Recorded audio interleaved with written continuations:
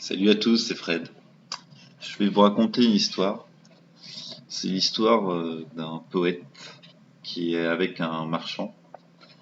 C'est au XVIe siècle et ça se passe en Afrique du Nord.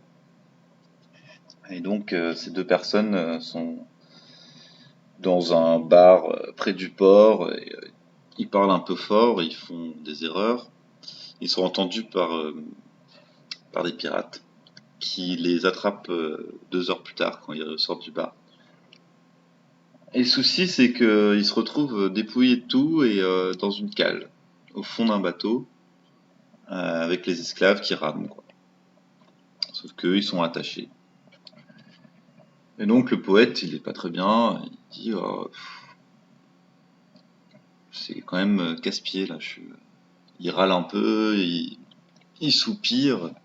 Et à ce moment-là, le marchand, il sort du silence et puis lui, il remercie Dieu pour tous ses bienfaits, quoi.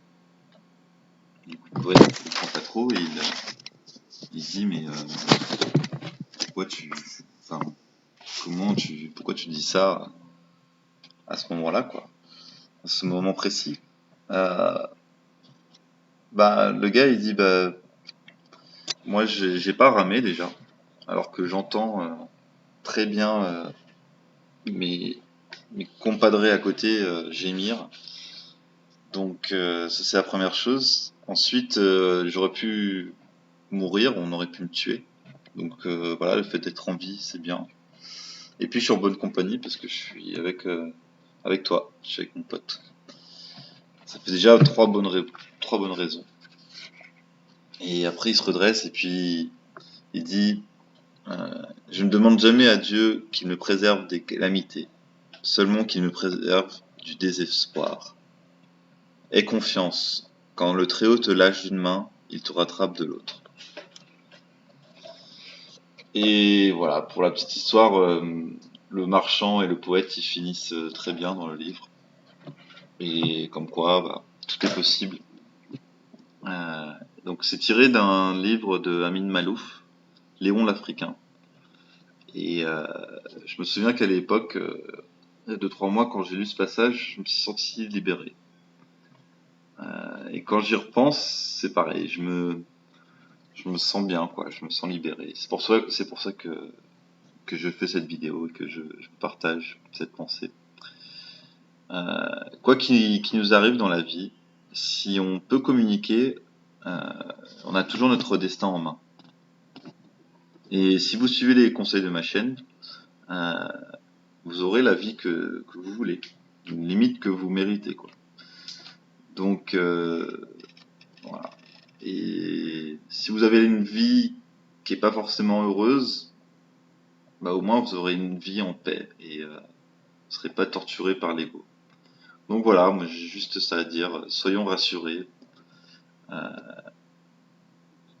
Tout ce qu'on peut faire, tout ce qu'on a, tant qu'on peut parler, on peut arriver à ses fins.